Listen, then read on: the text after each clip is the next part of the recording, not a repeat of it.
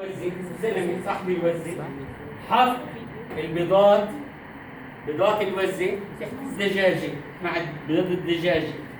الدجاجه لما بتطب على البيض شو بنسميها باللغه العاميه؟ كركة. كركة. ممتاز. كم يوم بدين البيضات تيقصوا؟ 21 يوم. فحط هالبيضات الوزه مع بيضات الدجاجه وفقسوا.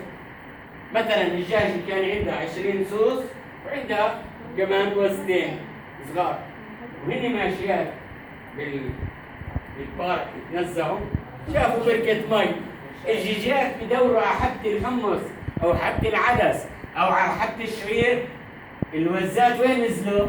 على المي. شو قالوا؟ قالوا ابن الوز أول. سامعين؟ يعني إنه الهب. لسه في قصة ثانية مشابهة، إنه إنسان إذا بيعرفش إشي عن حيوان بفكر الأكل.